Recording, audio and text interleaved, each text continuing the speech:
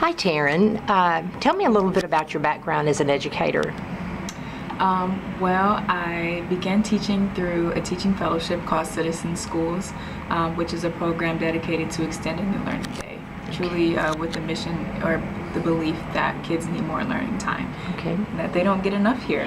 So I started teaching through that program, taught 6th grade math for 2 hours a day and enjoyed it, truly loved it, fell in love with my kids, and became over time really passionate about, like I said, closing the opportunity gap and achievement gap, especially for kids in low SES areas. Okay, great.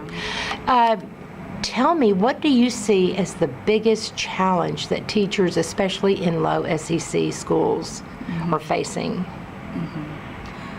The biggest challenge I think any teacher ever struggles with is classroom management, and that is for various reasons. Teachers sometimes just forget that the little people that you work with every day, they're kids. And so we have these high expectations from them, not always remembering that they're not mentally there yet. And it's hard for teachers to not take things that kids do personally. And so teachers just need this constant reminder of all the things that our kids are coming to school with and everything that they're going through, which causes them to act in various different ways, on top of their personalities and their changing bodies and all these other things.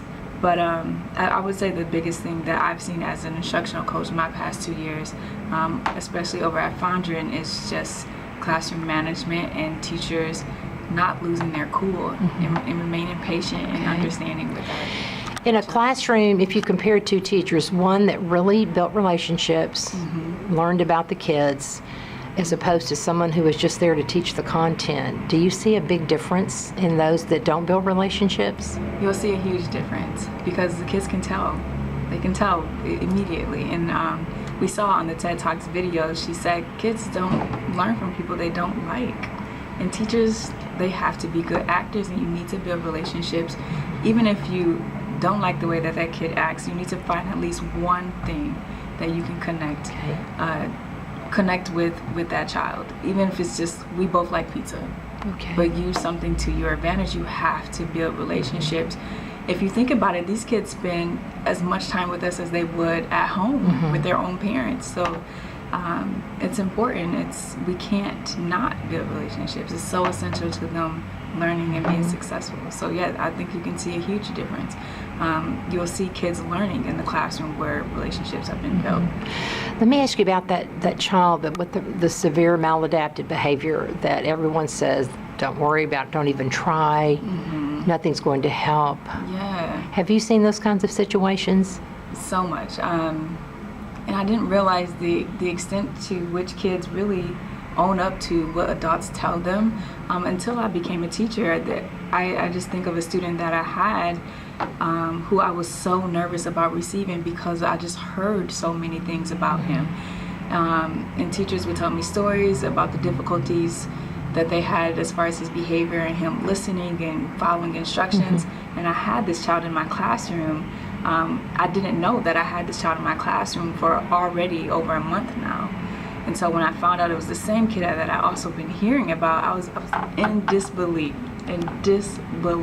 That's what we call the self-fulfilling prophecy. And it was mind-blowing. I said, that child has never acted out that way in my class. Never. I've never had one issue with that child. And that's happened several times, and now I know why. But it's amazing. It's amazing what kids will do in accordance to how high you set the bar. And so, I've seen that both over at Sharpstown International, used to be Sharpstown Middle School, is where I taught my 6th grade math. A lot of issues with gangs and kids hearing from their parents you're going to be in the gang, so what you learn at school is not important. So I had to do so much personal investment in their, getting them personally invested in their goals and what they really wanted to do, and helping them see that they can do whatever it is they want to do. They don't have to do what people tell them. I had to do so much of that. When a child tells you, well, it doesn't matter, I'm going to join a gang, or I'm going to drop out and work in my father's business when I'm 16, well, how do you address that with a child? I struggled with it the first few times, but unfortunately having to go through that a few times, what I realized is that the kid, I try to make the kid think about, are you doing this because this is what everybody is telling you to do or what everyone else around you is doing, or can we think of some other things that you like to do? And that's not going to happen in a one-time conversation. Do you believe we differentiate in instruction by law through the RTI process? It's constantly differentiating, gathering data. Do you think there should be behavior differentiation? Yes. For students not that are identified and on an IEP? Give me an example of how you would differentiate a consequence for a child. Well, for example, so with the boy that I'm thinking of who understood that he was going to be joining a gang after 6th grade. So 6th grade didn't really matter. It was so important that I had to give him more precise praise. And it may have come off to other kids that I liked him more or that he was my favorite, but I had to make sure that I was really specific about what he was doing well in my class so that he can see and make that connection like, oh, I am good at this. And then even when it came to consequences, there were things that he might have done, but he didn't know was wrong, like cursing. Cursing is so acceptable in his house and with his friends and with his mom. And when he talks to her, the level of respect that he might give her will not be the same for me. And I have to, as a teacher, understand that there was no hurt or disrespect in that. But he was new to middle school. He didn't know that that was not acceptable.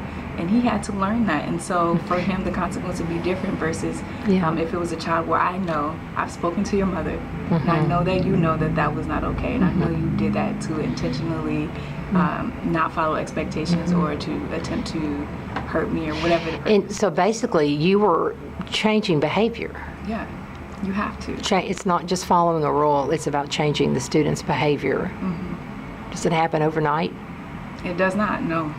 No, so like I said, it's not a one-time conversation thing. It does not happen overnight. I had to be very strategic and purposeful in the praise and even with the consequences and explaining why what was wrong, why what they did wrong was wrong, basically. Do you believe that really when you teach kids what your expectations are in the classroom, that you need to teach the value behind what it is you're trying to get them to do? Yeah. Instead of just following the rule? You have to tell them why. Yeah. And what's also so important, teachers think that I put these in place, the kids know them, I'm done. And what teachers don't do is hold that high expectation every day, all day, for the whole year, for every single student. As easy as that might sound, teachers struggle with that, which is why behavior becomes a problem. Inconsistency, There's no consistency. And maybe you do it for all the kids, but not every day. Or maybe you do it every day, but not for all the kids. And they see that and start to recognize that. They learn your patterns, and then you wonder why the misbehavior is coming out and why classroom management is not a problem. So if I were going to ask you to give new teachers 3 things in their classroom management, what would be the 3? Well, you just touched on one of the most important, but what would you say would be the top 3 aspects of classroom management? So the consistency, of course, and when we talked about the relationship building, you have to build relationships and learn how to use those to your advantage. Being purposeful in doing that. And then I would just say keep your cool. To keep your cool and remain patient and understanding. Take the emotion out of it. 9 times out of 10 is not about you. They're kids. Teachers need to practice cool down methods just like we have the cool down methods for students before they react. Well, Tarren, I appreciate so much you giving me this time today. No problem. And you're a wealth of knowledge. You've been wonderful as a participant in this class, and I know you're going to be an awesome teacher. Thank you. Thank you.